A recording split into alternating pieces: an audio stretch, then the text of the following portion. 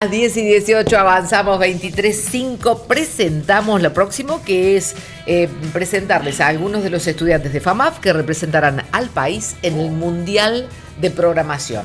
Chino básico para nosotros, para ellos como pez en el agua, lo vamos a presentar. Es la hora de presentarte junto a Binaria, la empresa de seguros del Grupo OSDE, la noticia que te va a sacar una sonrisa ni bien empezás el día. Así es, son invitados de nuestro compañero Lucho Segarra, que ya está sentado a la mesa. Muy buen día. ¿Cómo están? Buen día. ¿Cómo estamos, Luchito? Bien, y siempre cuando nos planteamos estos casos es cómo plantear de una manera sencilla qué es la programación.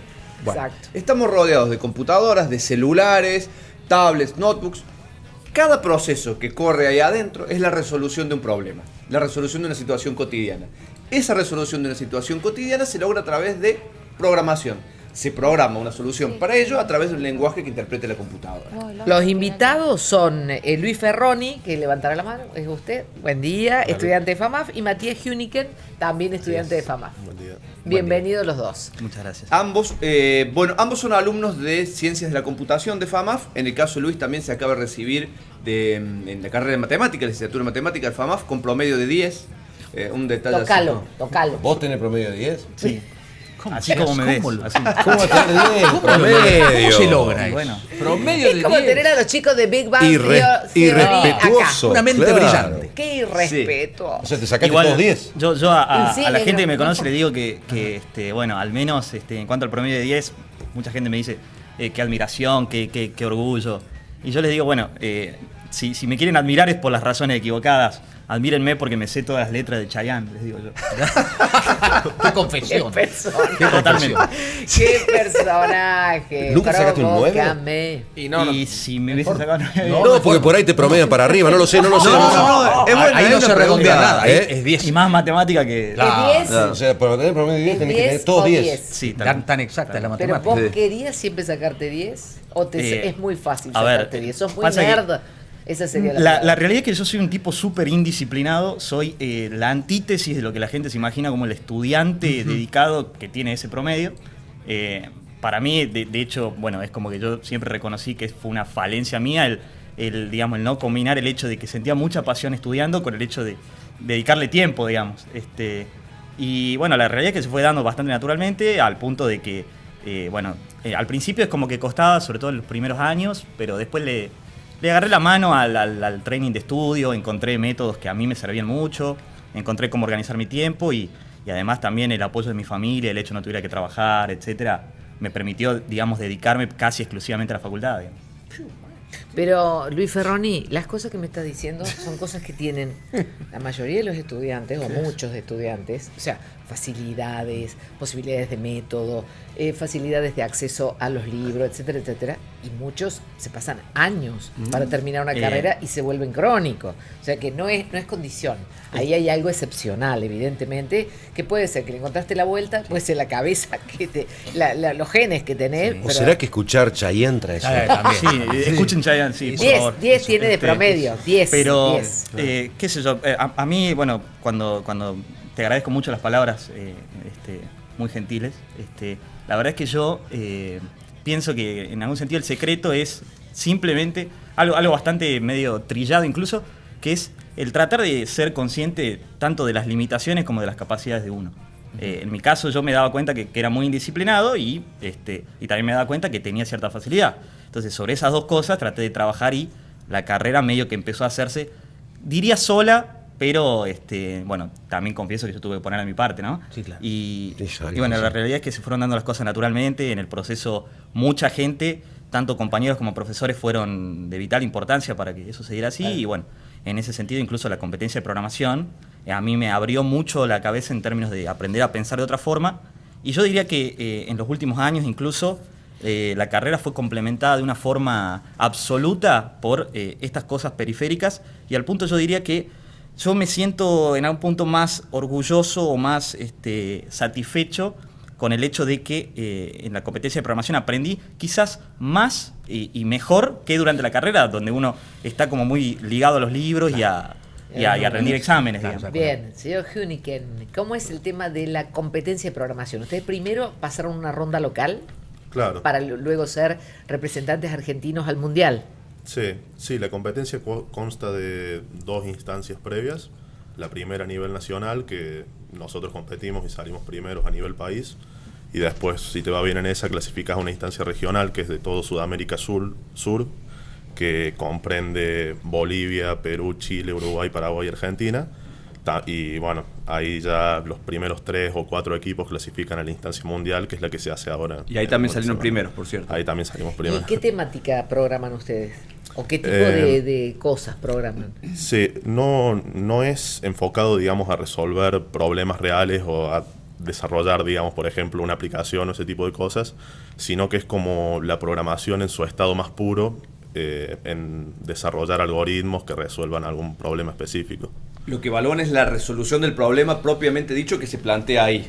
No Claro. llegan con un problema específico, digamos, se lo plantean allí al problema específico y en función del procedimiento que ustedes establecen para resolverlo, se pondera el accionar de cada grupo, es así. Claro, exacto, hay un conjunto de entre 10 y 12 problemas más o menos. Haceme una metáfora con algo, porque no lo estaría entendiendo. Sí, No sé cómo es. Claro. El grupo de 4, cada uno hace una actividad diferente dentro de lo que es la resolución del problema de programación. Sí, o sea, el equipo es de 3. 3, pero ahí yo veo todos 4 que llevan a el un sí, volado. claro, es el entrenador nuestro. Tienen un entrenador. Claro. Muy bien, muy bien. No, de verdad, Sí, es todo mundo desconocido. En el ambiente de la para competencia nosotros. somos 3, Tres. con una sola computadora, entonces también como que tiene un poco el tema de coordinar y el hecho de que tenés una sola computadora para 3 integrantes, cómo manejas ese tiempo, cómo distribuís los roles dentro del equipo. Claro, eso, ¿qué hace cada uno? Claro. Claro. Nosotros en particular tenemos a Luis, que es matemático, que él no programa, o sea, no escribe código, pero piensa ideas y después nos las pasa a nosotros para que las programemos. Parafraseándome Esa es un poco lo que dije hace un ratito, a nivel equipos, como que nosotros dijimos, bueno, seamos conscientes de cuáles son nuestras limitaciones, cuáles son nuestras capacidades, y sobre eso armemos un esquema, una estructura de trabajo durante las horas de competencia que nos permitieron no solo ensamblarnos, sino también aprender a comunicarnos entre nosotros, a aprender a formular. En mi caso, por ejemplo, como yo no uso la compu durante las competencias, es como que me tengo que comunicar con ellos para que ellos hagan lo que yo, digamos, pensé en papel, digamos. ¿No querés dirigir la selección, negro? Lo haría con todo gusto, pero... Porque es lo que está necesitando, me parece, esta cosa de orden, pero- organización. Algo más cerebral. Pero él dice que no tiene orden. No, justamente en su libro escribió, no le juega mucho a favor. No, bueno, pero si están En este caso sí. en conciencia de las limitaciones. Por ahí aclararía, por ejemplo, ¿qué problemas les plantean cuando llegan ahí? Porque yo le digo que, por ejemplo, tiene que ver con situaciones cotidianas. Bueno, casualmente eso discutíamos con Matías. Tenemos como 2 ejemplos de problemas paradigmáticos. Uno que a mí me parece como ejemplificador es un problema que es muy conocido en el ambiente de los algoritmos y de la ciencia de la computación, que es el problema del viajero viajante, escuchame, vendedor viajante. Tiene 8. Traveling Salesman Problem se conoce en inglés. Vale, este es el promedio ahora.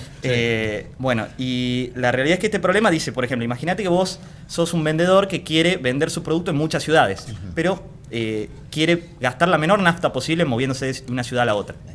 ¿En qué orden le conviene visitar las ciudades? Ese problema, digamos, en el ambiente de los algoritmos se sabe que es difícil de resolver. Difícil no en términos de la dificultad de programarlo, sino en el hacerlo de modo que la computadora conteste rápido cuál es el orden en el cual tiene que visitar esas ciudades. Por ejemplo, para hablar en términos concretos, si uno trata de resolver el problema con 20 ciudades, 20 no es un número grande, ¿no? De hecho, acá en Argentina hay 24 provincias, y podrían preguntar lo mismo con las provincias, ¿no? Bueno, la computadora demora aproximadamente 1 segundo si son 20 ciudades, digamos. Pero si fueran 100 ciudades, que tampoco es que sea un número gigante, un algoritmo, digamos, que no esté bien hecho puede llegar a demorar siglos. Y cuando uno dice siglos no se refiere al sentido coloquial de siglos de mucho tiempo, sino literalmente cientos de años. Así que el desafío es un problema que es cotidiano. Incluso yo estoy seguro de que un montón de veces a la gente, cuando se le suscita la situación de, por ejemplo, visitar varios lugares, por ejemplo, ir a la verdulería, a la carnicería, en qué orden hacerlo para caminar lo menos posible, uno lo tiene que resolver medio sobre la marcha. La ventaja es que, bueno, en general son pocos lugares, uno no tiene que visitar 20 lugares o 100 lugares, entonces uno lo puede resolver pensando un poquito. Claro. Para la computadora uno tiene que ser específico, dar un algoritmo que se aplique para todas las situaciones, y en este caso está estudiado y es todo un área digna de investigación el problema este que les comento. Y bueno, por ejemplo, un desafío en la competencia es resolver el problema de modo que la computadora conteste rápido y correcto, digamos. Bien. ¿Ustedes cuándo se van al Mundial de Programación? El jueves que viene. El jueves próximo, muy bien. Y la resolución ¿Sentiste- de eso es lo que luego se traslada a un celular. Claro. Por ejemplo, para hacer aplicaciones, para hacer, digamos, esa resolución de ese problema genera un patrón. Por ejemplo, Google Maps, bueno, adentro Ha de... nacido de eso. Sí, a partir de eso, entre otras cosas. Bien. Luis, ¿vos sentiste la presión del 10? ¿Has sentido mucho la presión del 10? La realidad es que, digamos, ¿Sí o la no? presión como tal solo existe en la medida en que uno tenga una autoexigencia con uno más grande de la que uno merece, digamos. Yo en un solo momento de la carrera, que fue mediados de tercer año, sentí que me sentía presionado con eso, pero eso obedecía más bien al hecho de que justo estaba estudiando una materia que era aquella que yo sentía que era la que más me gustaba. Entonces quería con esa satisfacer Sí, eso. o sí.